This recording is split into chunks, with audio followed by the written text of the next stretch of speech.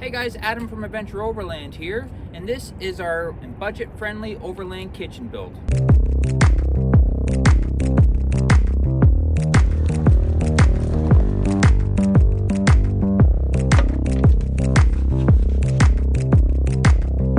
First was generous enough to send us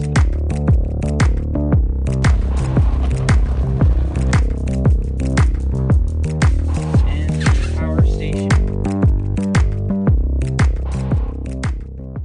Like I said in the intro, and my name is Adam, and this is our 2002 GMC Yukon Denali. We call her Nally. She's got 472,000 kilometers and still going strong.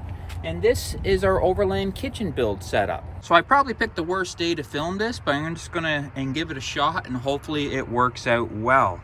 So this is everything you guys see here. We got our rollout kitchen, our fridge, and then our utility rack, I guess you could say, where we keep a whole bunch of odds and ends. I'll start off with the small stuff first and then make my way up to the big stuff. So this is a shoe rack that I actually picked up from the dollar store.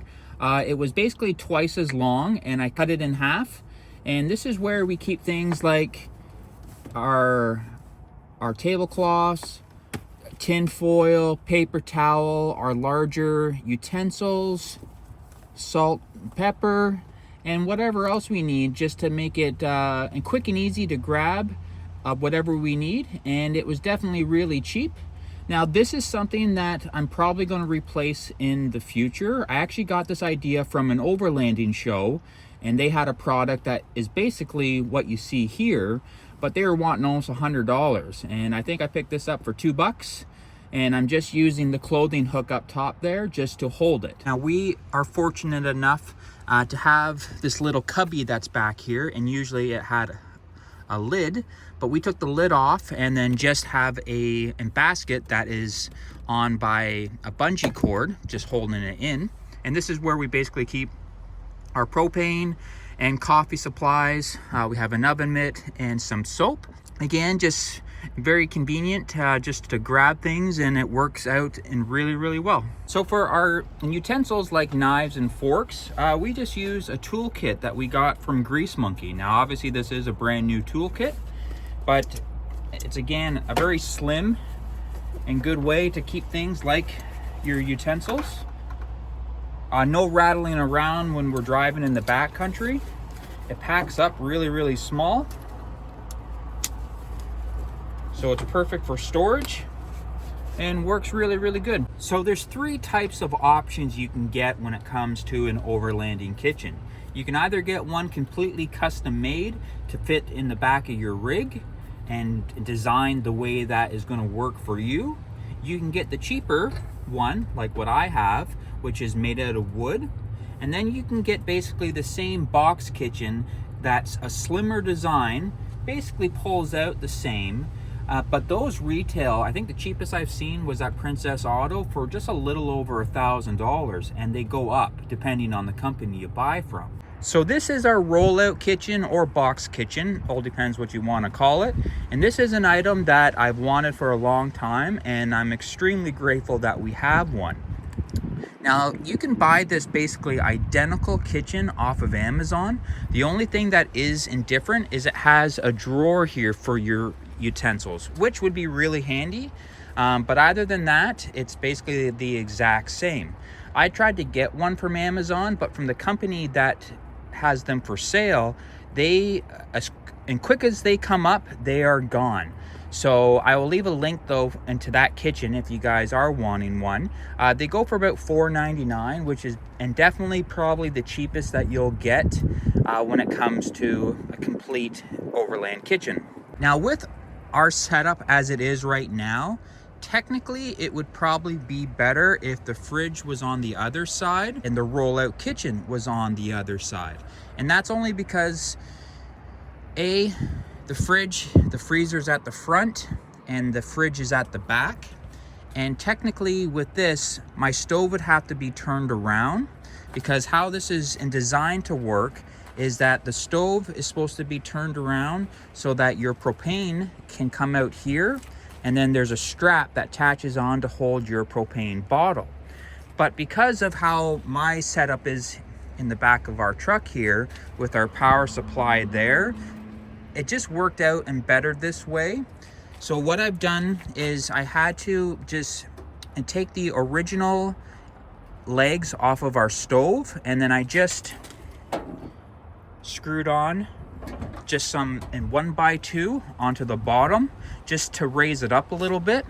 So then the propane, it fits through there, and then I just attach the bottle there. Now when I have the propane on this side, technically I can't use my sink, but that's not a big deal. I wait till this cools down, I undo the propane, and then I can use the sink.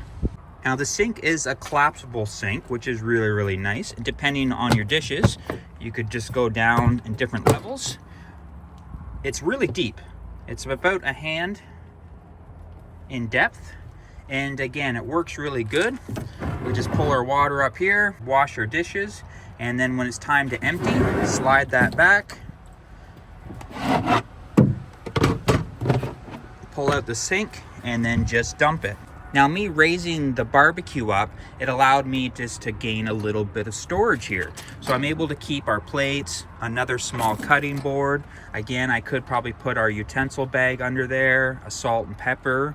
So that's actually worked out really, really well. Now I know there's probably going to be a couple comments that say that they could build this box for cheaper than 500 bucks. And you know what? You probably could, but you're not going to be saving that much in all honesty. The price of wood nowadays and the cost of these hinges, you can't just use a slide out drawer hinge that you'd use in a dresser, you know, for like 20 bucks. You have to buy ones that can hold the weight, because when you have your big cast iron pots on the back here, that's a lot of weight, and a normal hinge in a dresser drawer would just break.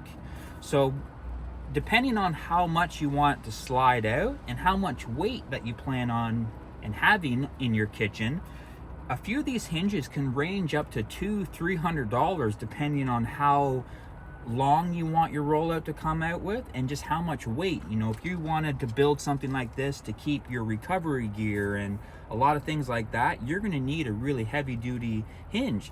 So by the time, you know, the hardware, the wood, the hinges, you're going to get up there in price, and it's a lot more convenient to just try to find one used off a marketplace or the one that is on Amazon. Now this dual climate freezer fridge from Iceco is probably my favorite piece out of everything that we have. We've been using a cooler for 20 years of our camping life, and we've all dealt with the soggy hot dogs and the hash browns that have turned into mashed potatoes floating around in a pool of just whatever was in your cooler. So getting something like this is basically a game changer. Now we were lucky enough to get this from a sponsorship deal from Iceco.